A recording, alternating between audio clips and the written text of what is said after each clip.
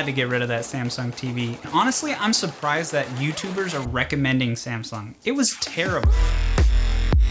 The first problem I encountered was the UI. It's clunky, it's unintuitive, it's hard to find your settings. You can't just hit a button and go to a setting that you would use all the time, like sleep timer or the brightness. There is no remote app for iOS or Android unless you have a Samsung phone. Then you can remote into your Samsung TV. I bought a remote for iOS for $4, and all it did was up and down volume, up and down channels, and up and down side to side arrows, and okay. The keyboard didn't work at all, which was the whole reason I bought the $4 app, because they said the keyboard would work on a Samsung TV, and it didn't. So I had to end up typing in each password for the Wi-Fi using the arrow keys. So frustrating. And speaking of Wi-Fi, that was the second thing that I encountered.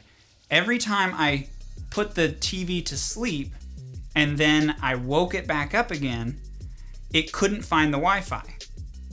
So I would then have to long press the power button on the remote for 3 to 5 seconds while it fully powered down the TV all the way and then powered it back up again. And I wasn't the only one that encountered this issue. I had a friend with a Samsung TV that had the same exact issue and solved it with the same solution, powering the TV down and powering it back up again. Not putting it to sleep and waking it, but you have to fully power it down. And then it will search for the Wi-Fi and find it. Don't know why they had this problem. I solved this by running an Ethernet cable to the TV, but that kind of defeats the purpose of having Wi-Fi if you have to run an Ethernet cable anyway. So that was frustrating. The next problem was picture quality. I honestly can't complain about it. The brightness and contrast, 200 nits. It's not gonna be great contrast. Its blackest points were gray and blue, so it wasn't very contrasty, but it was bright enough if we turned all the lights off. So I wasn't super frustrated with the picture quality. The next frustration I encountered was the latency. Whenever we tried to game on this TV using the Nintendo Switch or a computer, we were experiencing 60 to 70 milliseconds. It just made certain levels on Donkey Kong, certain levels in Super Mario Brothers, Super Smash Brother fights, impossible to win because of the latency. You couldn't use this for gaming at all if you were trying to be remotely competitive or actually win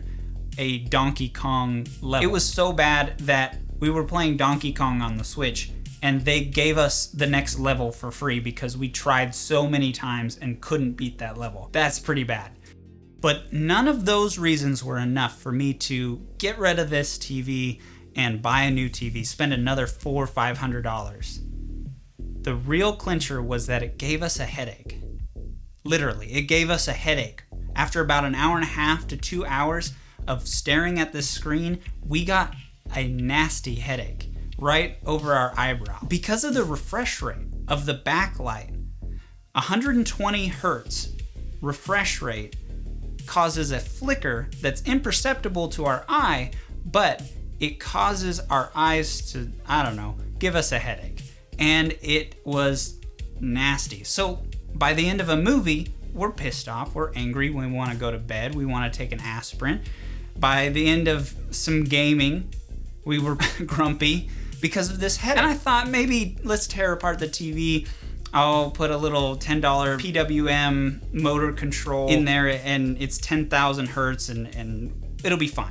It'll fix the flicker. But why should I, the customer, have to do that to Samsung's TV? We ended up opting to get a different brand of TV with a higher refresh rate of the backlight, so it's flicker free. It's not flicker free, but it's definitely a lot better. Our new TV has 940 hertz refresh rate. This light has about 1,000 hertz refresh rate. I can still get roll and flicker out of these lights if I bump up the frame rate of my camera, and that's okay because the new TV doesn't give us a headache.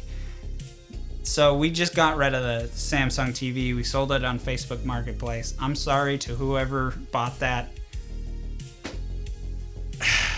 I wish you many days of headaches.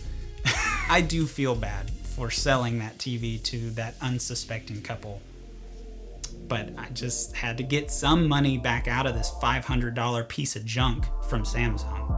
That's my story with Samsung. It was an alright TV. So in the next video, I'm gonna tell you about our new TV, its refresh rate, its latency, its brightness, its contrast, you know, all the stuff. I'm a lot more excited about this new TV. It's gonna be a much more positive video than this one was. So, you know, if you like happy videos, maybe go on and watch that one when it comes out. I'll see you guys later.